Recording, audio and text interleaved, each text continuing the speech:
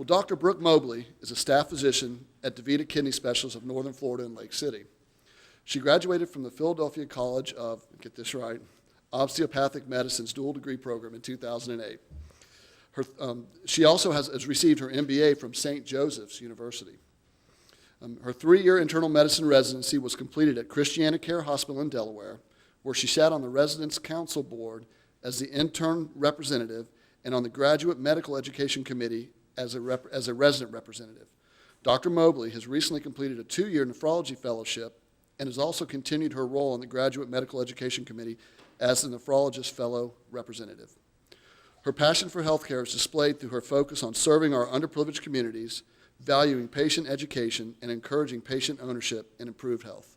Please welcome Dr. Mobley.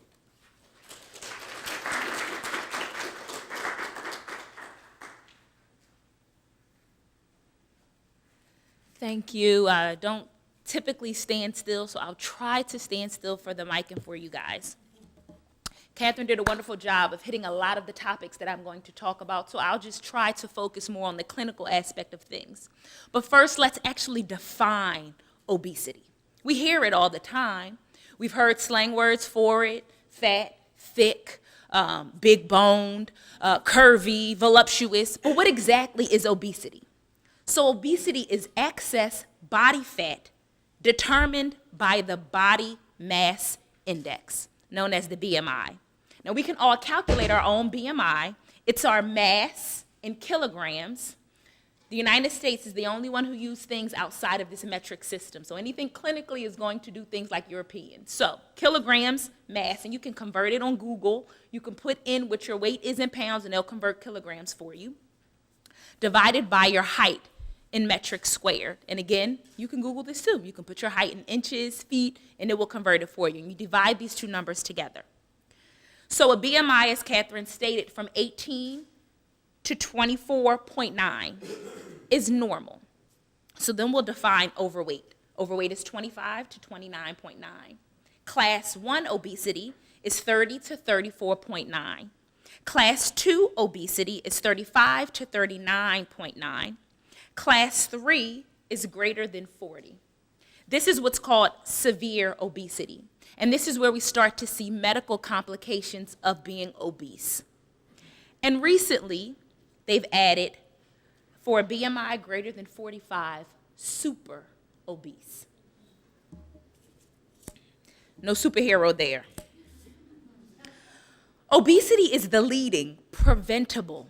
That means we can stop it. That means it doesn't have to happen. Yes, there may be genetic disposition for it, but it means we can stop it before it happens. Preventable. Now, if you have cancer because it's something in your family, or there are certain populations, African Americans, who are predisposed to hypertension, has nothing to do with what they eat, has nothing to do with their weight. Just genetically, they think there's a hormone they produce out of sorts from other races. Those aren't preventable. Obesity is totally preventable. But it is the leading preventable cause of death worldwide. Not just in the United States. We're talking about all over this wonderful earth. With obesity, you have an increased likelihood for heart disease, and she gave you all of the wonderful numbers for it, so we see how the impact truly is. Diabetes, obstructive sleep apnea. I don't know if anybody are sports fanatics out there, but I am, and I'm from Philadelphia originally. And Reggie White first played for the Philadelphia Eagles before he went on to Green Bay. But this is this big, strapping, healthy man who's played sports for years. And one day he just dies in his sleep. Obstructive sleep apnea. When I was in high school, there was a 16-year-old who died suddenly in her sleep. Obstructive sleep apnea. This is very concerning, and people don't talk about it. Everyone thinks, oh, my father snores, my mother snores. That's okay. It's not okay. Snoring is an issue. It is a symptom of a problem, and the problem could be obstructive sleep apnea. Osteoarthritis, and that's just, it makes sense. You live long enough, you'll have osteoarthritis. Basketball players, football players, people who are athletes have osteoarthritis. It's just wear and tear. Our joints, which look like this, have a little shock absorber in between them, but the more weight you have on it, the more pressure you put on that shock absorber. So you have osteoarthritis at 15, 16, 17 years old, and these are people who are not athletes. That's just because their body structure cannot hold the weight that's upon it. Hypertension, which we all know leads to high blood pressure, heart disease, stroke, and high cholesterol. But more importantly, for me, kidney disease. No one ever thought obesity could cause kidney disease. They have a condition called obesity, FSGS, focal sclerosis, glomerulosclerosis. And what that means is that our kidneys no longer filter the things that we need to. I'm sorry, it's focal segmental glomerulosclerosis, sorry. Our kidneys no longer filter the way that we need to. So it starts to spill protein in the urine. As you spill protein in your urine, your kidneys deteriorate. And you can go to dialysis within years just from being overweight. No hypertension, no smoking, no hepatitis, no complement or immune disorders, just from being obese. And we're seeing that it is hitting the American population ridiculously now.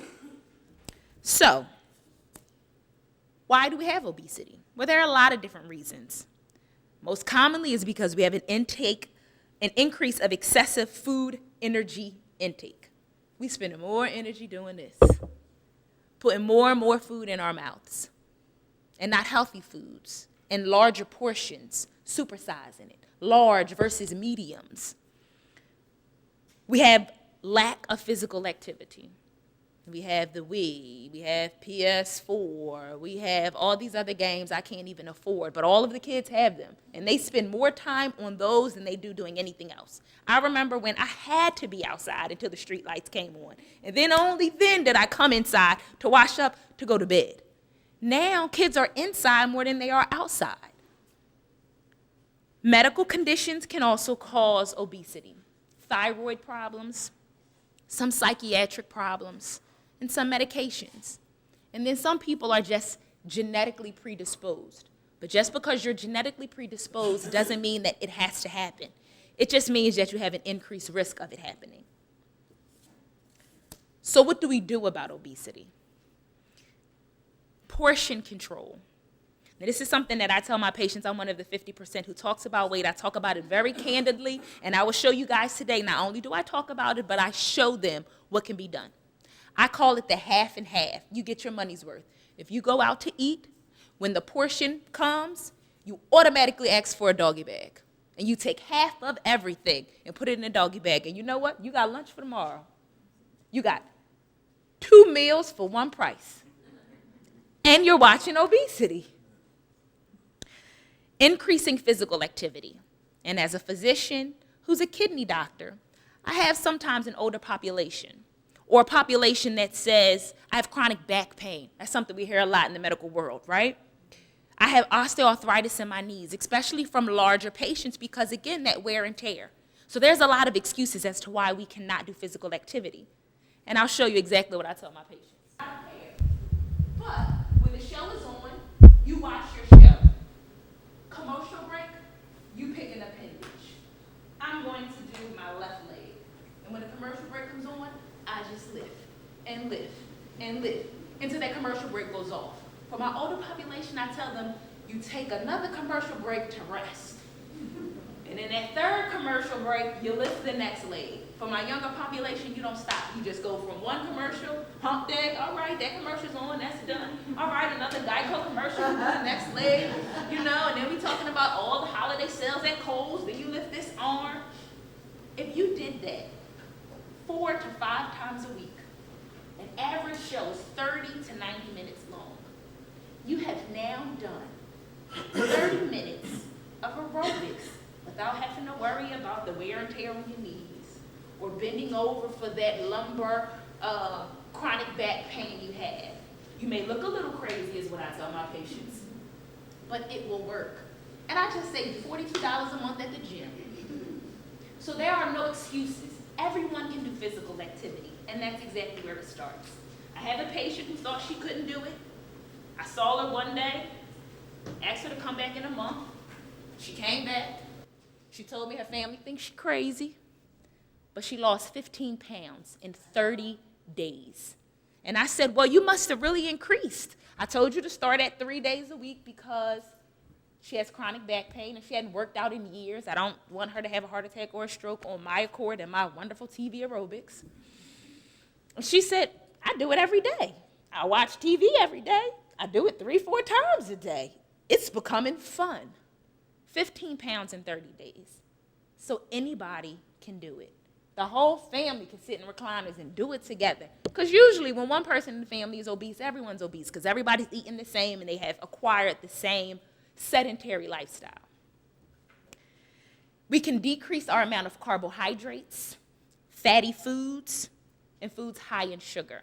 As a kidney doctor, I must tell you, no salt, no salt, no salt, no salt. It makes you retain water. Mrs. Dash works just as fine. You read the back of any box, bag, or can, and you look for low sodium. You try to limit yourself to 2,000 milligrams a day. A lot of calculation, but they have apps that do that. You want to try not to do carbohydrates after 5 p.m. I know that's hard for some people, but that helps a lot. And the green vegetables are the best. Stick to green vegetables at night. Lunchtime should be your biggest meal of the day. That should be the one pumped with carbohydrates because it's expected to lead your energy on for the rest of the day. And you should have small snacks in between. You should be putting something in your mouth 6 times a day to keep that metabolism going and going strong. Then if these things aren't working or people get to a point where they're not enough, there are surgeries, gastric lap band, there are gastric bypass. They have some, and I'm not talking about the wedding things where people get their lips stapled and jaws shut. Those aren't the surgeries I'm talking about. I'm talking about actual, bariatric surgeries. And then there are some medications I'm not going to list because I'm not a fan of them. I am an osteopathic doctor, and I like to think that there are things we can do before we go to medications. So we first need to try portion control, increasing physical activity, and watching the kind of foods we put in our mouth. And then and only then should you go to see a bariatric specialist. And if it's medications that they want to prescribe at that time, that's their specialty. But there's only at a certain point should you require surgery. It is a problem. It is all of our problem, but there is a solution. And I appreciate all the programs that we're going to implement. But we can do it today, ourselves, at home, watching TV. Thank you.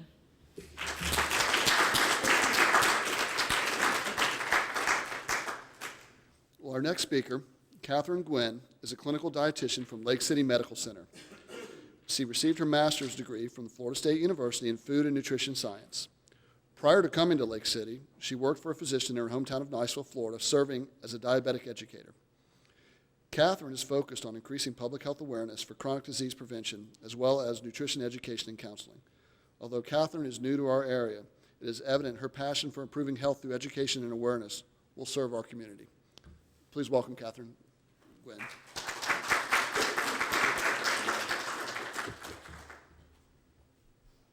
Well, what a great segue from some of our speakers before. Some of the things that they were talking about really are key for not only working towards an optimal weight status, which is what I'll talk a little bit about today, but some of those lifestyle factors that really are important for setting the tone for working towards those goals.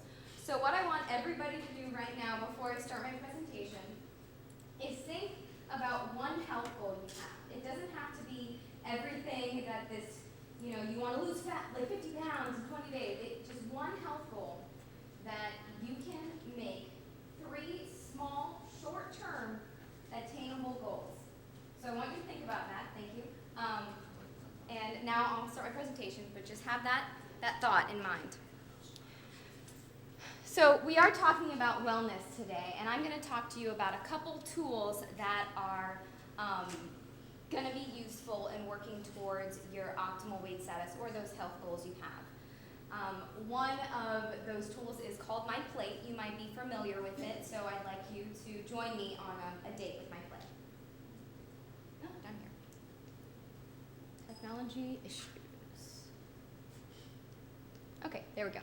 So in my eyes, wellness really is a balancing act. There are many factors that come into play. Things like psychological, social, and physical well-being. We know there are many factors that contribute to health. Things like heredity, environmental factors, your hunger and eating behaviors, your culture, whether you're male or female. Also, the food that you have available to put towards healthy groceries, food cues, and your physical activity. All these things come into play. And some of the things that Catherine and Dr. Mobley talked about earlier in working towards preventing those chronic diseases all around obesity include those health-promoting factors that you can do in your lifestyle to prevent obesity. Things like increasing physical activity, having a balanced and healthy diet. These are things that you can do. Just because you're born with certain genetics doesn't mean that you can't change your lifestyle. The part isn't well unless the whole is well. So one of the things that I like to talk to people about, especially my patients, is intuitive eating. This is one thing in our society I very strongly believe we've come away from in recent generations. It's an approach to listen to the internal hunger cues you have and build a healthy relationship with food in your body. What are your hunger cues? This basically, simply put, is what tells you when you're hungry and what tells you when you're full. Getting in tune with those cues in your body can get you very far in working towards your weight loss goals or just your healthy goals in general. You want to avoid food labeling. This can prevent unnecessary guilt. Terms like good food or bad food, to me, don't exist because everything in moderation really is key. This sounds very easy to say, but when you know the right portions to eat and the right foods to choose more frequently, it's doable. You need to know that the foods you eat are not a reflection on your value as a human being. You need to respect your mind, your body, to respect your health. So one of the campaigns put out by the USDA, or the United States Department of Agriculture, is the Dietary Guidelines for Americans, and the last one was in 2010. So this basically just provides general information on health promotion and disease prevention. Some of the resources that I mentioned I'll be talking about are called MyPlate and the Super Tracker. MyPlate is generally a graphic that gives information on food guides, food groups, and serving sizes. And the Super Tracker is a great way to keep yourself accountable. So not only can you put your fitness and activity goals in there as well as your food goals, but you can track your progress. So each week, if your goal is weight loss, you can track that. If you have family members, you can print that out as a report card to keep yourself not only accountable, but to set a good example for the rest of your family. So MyPlate is the first tool that I want to talk to you about. This reminds consumers that eating healthy is a balance of all 5 food groups. So you want to get a serving of vegetables, grains, protein, dairy, and fruit, either at each meal or with snacks broken up throughout the day as prescribed earlier. The core message really is balancing your calories, foods you should increase, and foods to decrease. Simply put, it's a great graphic that's easy to remember, and it gives you an idea of how to keep your portions in check. So if you look at the graphic to the right-hand side, if I can get my pointer, using a 9-inch plate, you divide the plate in half, put your fruits and vegetables on one side, half your plate, then the other side of your plate, divide it in half again. Reserve 1/4 for your grains, 1/4 for your protein, and then put a serving of dairy on the side. What does that mean? Basically, the key points to take away from this are looking at the recommended serving sizes. So for grains, we're going to have 6 to 8 ounces, making half our grains whole. And then for vegetables, color really is key. When I did education at some of the after-school programs that Catherine hit on earlier, I used to tell my students to eat your rainbow. And it sounds silly, but it's true. The more color, the more nutrients. Include dried peas and beans. This isn't only going to be just a good source of vitamins and minerals, it's going to give you a lot of added protein and fiber. For your fruits, we talked about making half your plate fruits and vegetables. Aim for 5 a day, 5 servings of fruits and vegetables a day. That's actually a national recommendation too. You want to eat a variety. It's okay to choose fresh, frozen, and canned fruits, but you want to make sure that these are canned in light syrup or their own juice to reduce the amount of total sugar and carbohydrates. For dairy, if you do have higher fat versions or whole milk right now, opt for lower versions of fat to save yourself some calories and some added saturated fat. For protein, it doesn't necessarily have to be meat foods or meat animal products. It could be tofu, soy, nuts, seeds, eggs, dried beans, and peas. But you want to make sure that with these food preparation techniques, you go for baking, broiling, or grilling versus frying. Choose lean sources of protein, such as fish or poultry. Or if you're going to do ground beef, go for your leaner ground beef. This is basically an example, I thought this was kind of interesting, of a deconstructed MyPlate graphic to show you how to meal plan. So you might see this graphic and say, okay, that's great, how do I put that into my life? Well, you don't have to have one serving of every food group at each meal. You can break it up, have your snacks. So you're eating something 6 times a day. Eating every 3 to 4 hours is generally recommended to keep your metabolism going. You don't have to sit down to a 3-course meal every 3 hours. It could be a glass of milk and a little bit of peanut butter and banana, just something to keep your body going. So we look at having dairy, a fruit, protein, and a grain. And then for a snack a couple hours later, you can have yourself a glass of milk and half a banana, or a whole banana. Just depends on what your favorite foods are and what your food preferences are. So I have provided, I think it might be a little bit difficult to see, a sample meal pattern based on this deconstructed MyPlate graphic, but I can make this presentation available to whoever would like it. So I'll move on from here. So what does this mean? We know what portions we should look at now, or that we want to look at reducing our portion size, but what if we're trying to meal plan on a budget? These are some tips that you can do that. Keep healthy foods on hand, like granola bars, an ounce of almonds, fruit, or even tuna and crackers. This will keep you from going to the drive-thru. I know the feeling of being angry and hungry at the same time. Everybody calls it hangry. So that'll save your dollar a long way, or stretch it if you don't have to go through the drive-thru on the way home because you want to ram the car in front of you because you're hungry. I'm not saying that I've done that, or thought that anyway. Also, planning does save you money in the long run. Not only did I mention that this causes you to eat out less, but it'll give you more money for your grocery shopping. And also, plan your meals before you go grocery shopping and stick to your list. Everybody has probably heard, maybe, I don't know, that shopping on the outside of the aisles generally is where more of the healthy foods lie. It's true. So just as an example, if you eat one fast food meal and it is $5 a day, you go 7 days a week, that's $35 that you would have at the grocery store. I don't know how many food products that would provide for you, but I know that it's a decent amount of money to add towards that grocery bill. Also, repurpose your leftovers. Double the recipes you make, like your casseroles, and freeze half of it in individual portions. That'll make you have meals for probably a couple weeks. Purchase store brands. I know Publix has a great variety of store brands that are just as good quality, and I know some people would maybe argue against that, as the name brand items. Purchase in bulk. Skip the convenience costs, like your pre-sliced vegetables. You'll probably get a larger amount of food if you buy the whole thing and cut it yourself. Also, buy fresh fruits and vegetables in season.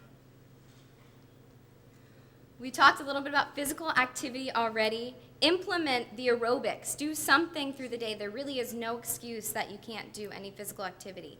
Even though I do understand stress, life events happen, but pay yourself the respect to incorporate some amount of physical activity daily, or about 150 minutes for adults throughout the week. And this doesn't have to be something that is 30 minutes at the gym every day. It doesn't have to be a rigid routine. It could even be walks after meals. Find something that you would enjoy. I'm saying to find physical activity, but make it something that's meaningful and relevant to your lifestyle. we talked about the other tool, the MyPlate graphic, but this is called the Super Tracker. Dr. Mobley talked about all those great phone applications. Utilize those. Find something that works for you. This is just one thing that I find to be really useful. You can not only plan, track, and get an overview of what your activity goals are, but you can log the physical activity and the foods that you've eaten. And I do believe there's a phone application for this as well. So you can upgrade your goals, show a progress report pretty much to yourself of the progress you're making. And also it's a great way to be your own accountability partner, because not only do you know what you've eaten, your phone does too, and it's going to tell you. The main idea here really is to respect your body so you can respect your health, not only by looking at the food you eat, getting adequate physical activity, and quality sleep, but dealing with the stress you have throughout the day. So the main idea here really is wellness, and we want to look at it as a lifestyle, not just one choice a day at a time. Okay, thank you.